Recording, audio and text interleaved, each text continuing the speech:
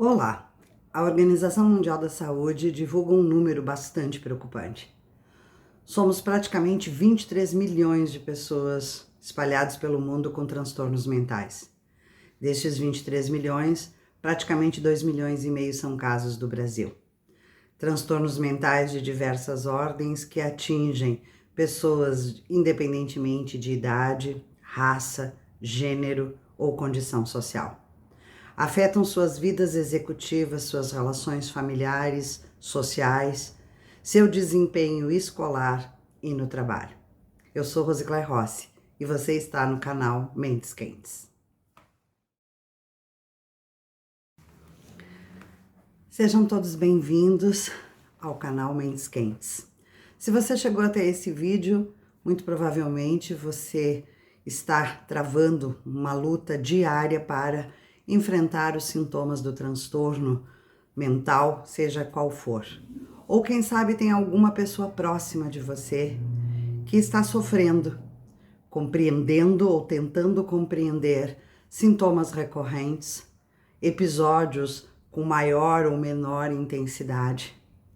E, portanto, eu sugiro que você fique até o final desse vídeo, em que vamos mostrar as concepções e a construção da visualização dos transtornos mentais sobre as duas óticas. Sobre você, que pode ser um paciente, ou sobre você, que é um amigo, colega, familiar de alguém que tem um transtorno mental. Provavelmente, se você é paciente, você já ouviu frases do tipo: isso vai passar, são fases da vida. Ou, quem sabe, tenha ouvido algo do tipo: isso é preguiça, má vontade, falta de talvez ter o que fazer. Você está sendo ingrato com o que a vida já lhe trouxe de bom. Se você é uma mãe, um pai, talvez já tenha ouvido frases do tipo: você mimou demais esse garoto ou essa garota, você precisa dar limites. Seja qual forem as frases, elas são sempre muito doídas para quem as escuta. Mas o que eu gostaria que você pensasse é que essas frases estão muito mais correlacionadas à falta de informação, à falta de conhecimento, do que efetivamente ninguém me entende, ninguém sabe o que eu passo, as pessoas não querem o meu bem. Na verdade é o contrário. As pessoas que convivem com um paciente com transtorno mental estão doentes também. Estão se sentindo impotentes, estão buscando alternativas e quase sempre elas não trazem o efeito desejado e não podem fazer outras manifestações que não sejam de incentivo para que a pessoa tente se ajudar. Você não poderia esperar que uma mãe, ao ver o seu filho procrastinando dentro do quarto, diga: isso, meu filho, fica aí no quarto, afunda-se no lençol da cama. Não, ela vai provavelmente incentivá-lo a praticar um esporte, a fazer uma caminhada, a tentar estudar, ler. Ela não tem outra ferramenta senão a motivação. E essa motivação, feita uma vez, duas, ela acaba vindo carregada com uma certa cobrança, exigência, parecendo ao paciente, ao familiar adoentado, que ela não o compreende, que este pai, que esta mãe não estão lhe apoiando. Isso não é verdade. Na verdade, o que ocorre é um desespero total e absoluto por ver a pessoa que se ama sofrendo. E os recursos que estão à disposição para si buscar o auxílio, o apoio, o tratamento, quase sempre vem de uma forma muito pontual, muito rápida, pouco explicativa e quase sempre, claro, voltada ao paciente. Ignora-se o fato de que a família adoece junto com o paciente. É bom aqui esclarecer que transtornos mentais são sim doenças, patologias com sintomas, patologias que geram perdas significativas nas funções executivas do indivíduo.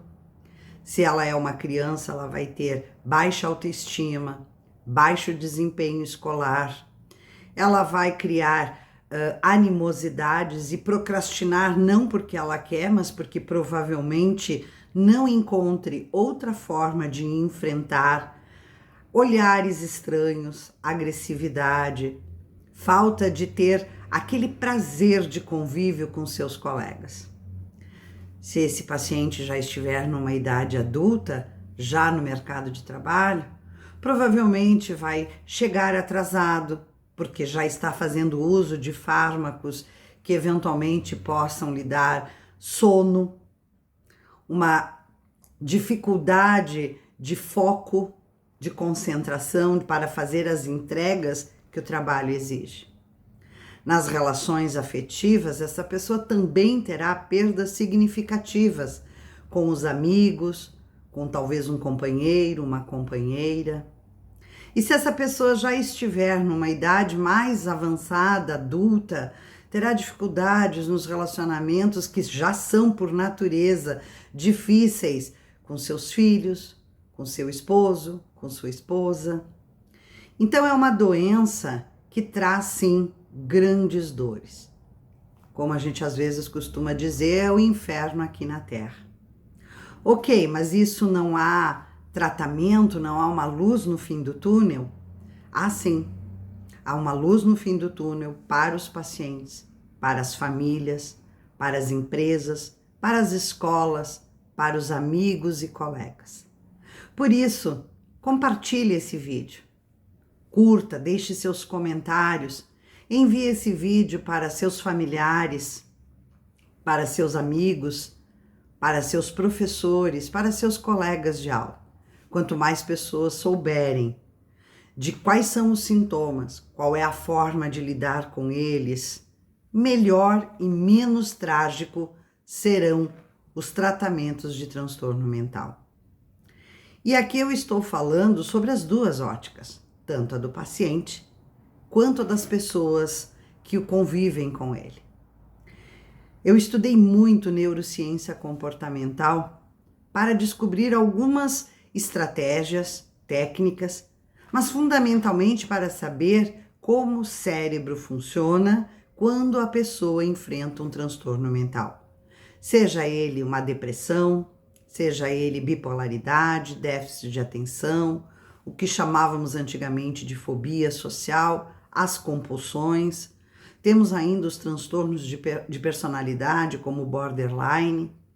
São características bastante contundentes, algumas inclusive se confundem em diagnósticos que poderiam remeter a determinada patologia, mas todas elas eu aprendi e reforço aqui para vocês, por experimento próprio, de que os fármacos, os remédios, são importantíssimos no tratamento, mas eles fazem 50% da caminhada.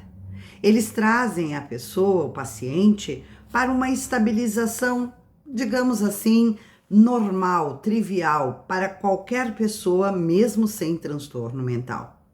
Esses fármacos fazem o que lhes compete ao estabilizar toda e qualquer desconfiguração cerebral. Porém, os outros 50%, nós precisamos entender, e que os pacientes também entendam, de que os outros 50% pode ser uma longa caminhada, mas é uma caminhada que deve ser trilhada por ele. É preciso mudar hábitos, costumes, reconstruir condutas, diminuir vícios comportamentais, implementar estratégias que lhe tirem daquele quadro depressivo, de oscilação de humor, de fobia social, de compulsão por drogas ilícitas, por jogos, por vídeos pornográficos, por games. Ou seja, não há uma fórmula mágica. Aquele conselho que a sua mãe, o seu pai, ou que você que é pai, que é professor, dizia: pratique um esporte, saia da procrastinação, representa os 50% que você, que é paciente, precisa executar. Quando eu digo não existe mágica, é porque a vida de qualquer pessoa, mesmo sem a patologia, requer organização, requer disciplina. E existem alguns pilares para que se tenha uma vida executiva, uma vida saudável: sono, alimentação, atividade física e talvez remédios. Se for o caso, se você precisar, se você tem um diagnóstico feito por um profissional competente e gabaritado para tal, você precisa de remédios. Os ansiolíticos hoje são utilizados quase que de forma indiscriminada. Não que eles não sejam importantes. Temos alguns pacientes devidamente diagnosticados que sim, se utilizam de remédios e passado algumas semanas, meses, chegam no consultório dizendo: eu estou com o laudo errado ou a medicação não está fazendo efeito porque eu continuo tendo sintomas, continuo tendo episódios relacionados à patologia a qual a pessoa foi diagnosticada. Essa fala do paciente não é que talvez o laudo tenha sido feito errado, o diagnóstico não está equivocado. Muito provavelmente a medicação esteja correta. Está faltando os outros 50%. É bom lembrar que a neuroplasticidade do cérebro, ela faz com que a gente aprenda. Nós não aprendemos apenas que 2 vezes 2 é 4 lá no início da nossa atividade escolar. Nós aprendemos muitas coisas. Comportamentos também são aprendidos. E para que a gente desaprenda comportamentos que são vícios, para que a gente destrua pensamentos negativos que talvez tenham sido potencializados por anos e o nosso cérebro aprendeu, nós precisamos de um esforço muito grande. E este esforço requer disciplina, estratégia, organização, para que possamos potencializar o que o remédio já está fazendo, que é estabilizar, que é a reorganização da nossa vida, dos nossos pensamentos, o controle sobre as nossas emoções, sabermos enfrentar frustrações, decepções. Isso é um treinamento. Isso exige dedicação, estratégia, mudança de condutas, talvez até mudança de amigos, dependendo de qual seja a patologia. Hoje na internet se fala muito em gatilhos, e eles existem realmente. Uma pessoa que sofre de depressão e pode estar por um bom período esta depressão sendo controlada, repentinamente passa por um episódio muito impactante, como uma perda de emprego, como o falecimento de uma pessoa muito querida e próxima. Esse será então o gatilho para que a pessoa entre em depressão.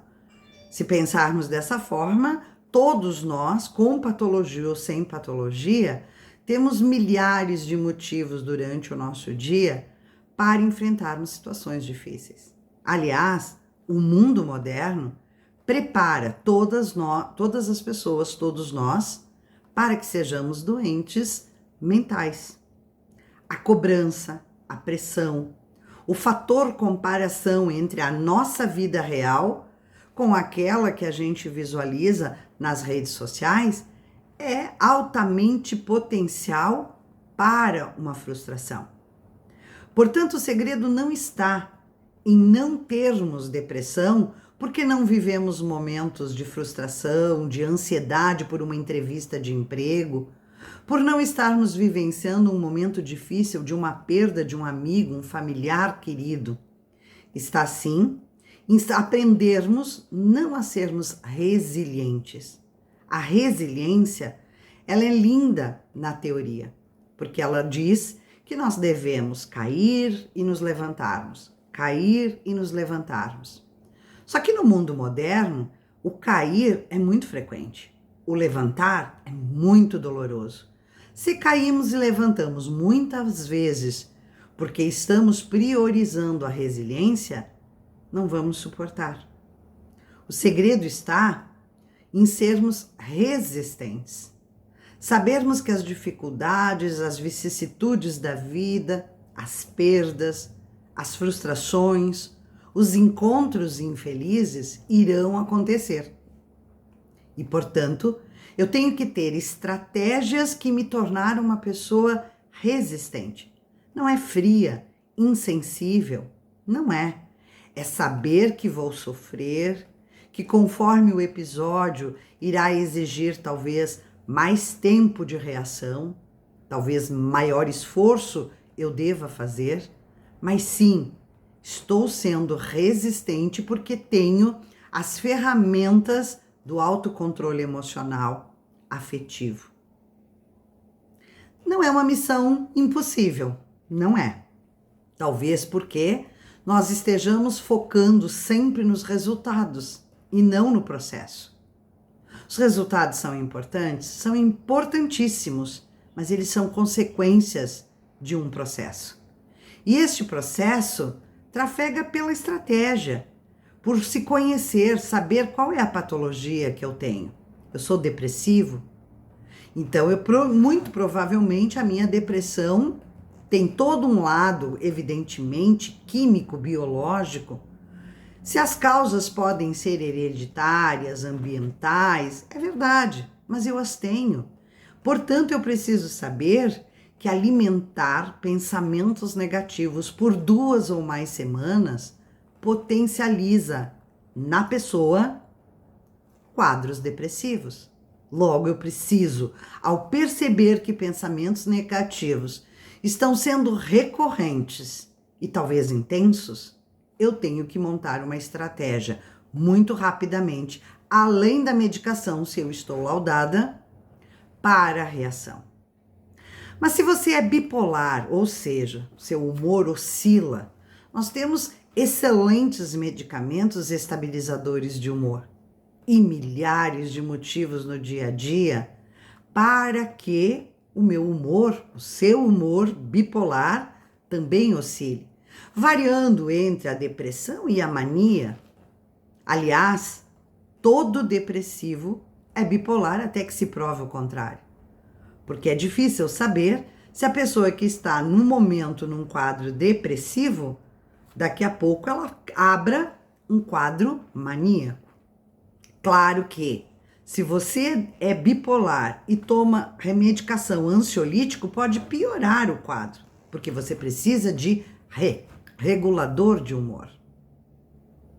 E se você é pai, mãe, professor, companheiro ou companheira, saiba que essa pessoa que você ama, que divide a vida com você, se tem uma patologia, sim, ela está doente. E raramente nós vemos uma pessoa com alguma outra patologia, como por exemplo alguém que tenha diabetes, ouvir, isso é preguiça, isso é má vontade. Não. Nós realmente, quando temos um familiar próximo que tenha alguma patologia, nos preocupamos com o tratamento. E o tratamento de um diabético, além dos remédios da insulina, é cuidar, por exemplo, da sua alimentação. E nos preocupamos em gerar cardápios saudáveis, gostosos, que sejam interessantes ao nosso familiar que tem o diabetes.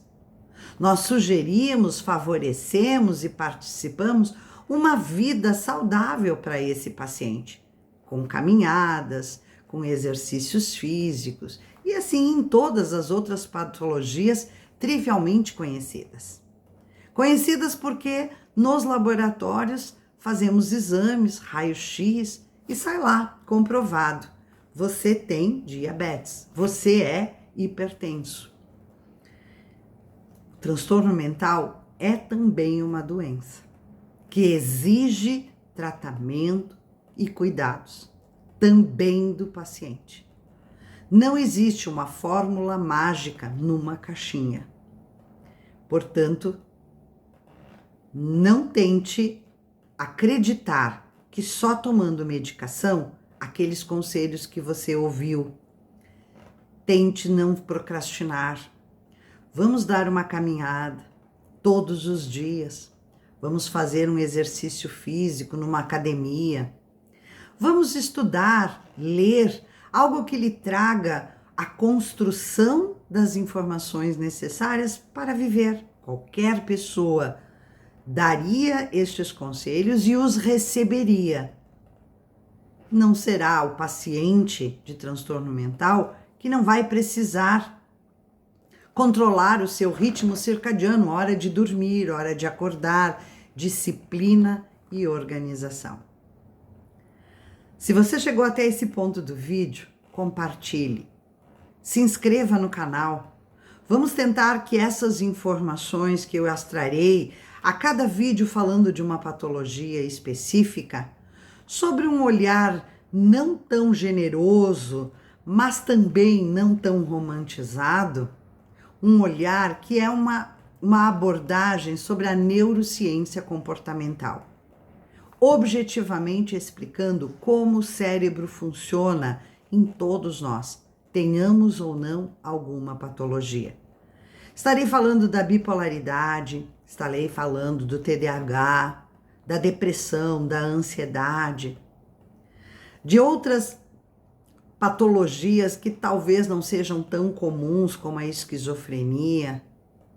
Os medicamentos sempre irão trazer o paciente para uma área possível de reação. Nós temos 3 níveis de tratamento. Nós temos a internação, que costuma ser traumática quando ela é compulsória, costuma assustar os familiares, porque lá no passado, quando ainda tínhamos o conceito dos sanatórios, a internação se dizia que era para louco. Toda a ciência, todos os pesquisadores, estudiosos, médicos, têm trabalhado muito para compreender o funcionamento do cérebro, gerar não só fármacos, mas modalidades de tratamento mais adequadas às patologias. A internação, eu digo ser o primeiro nível de tratamento, porque ela pode sim ser necessária, muito útil, quando o paciente inspira risco para si ou para os outros. A internação, ela é uma contenção, não é castigo e raramente se faz um tratamento ali pela internação, mas ela é um ponto de partida. O paciente estará contido, acompanhado 24 horas, com profissionais capacitados. Na internação, por este acompanhamento ser de 24 horas, é possível, inclusive, se fazer um diagnóstico mais preciso, uma indicação mais assertiva das medicações adequadas, pelo psiquiatra que irá acompanhar a pessoa, nas dosagens também corretas. O segundo nível de tratamento é exatamente a continuação, com o seu psiquiatra, com fármacos adequados. Os laboratórios têm se esforçado muito para oferecer medicamentos de primeiro nível, talvez com menos efeitos colaterais, mas eles ainda existirão, como em qualquer outra patologia. É o segundo nível de tratamento. E o terceiro nível de tratamento eu chamo de você. São as estratégias, a terapia, é o apoio do ambiente familiar, sem que se espere uma compreensão gratuita.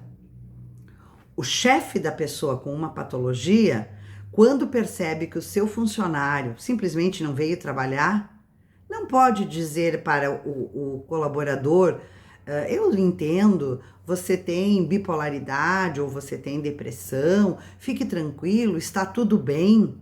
Claro que não, é um ambiente de trabalho. Ele vai lhe sugerir que se esforce para vir trabalhar, para chegar no horário, porque isso é minimamente o esperado de um trabalhador. Portanto, A terceira linha de tratamento é você estar sem romantizar a doença. Saber que as pessoas em seu torno não querem mal, mas elas irão sim lhe fazer algumas cobranças e algumas sugestões que lhe traga poder de reação.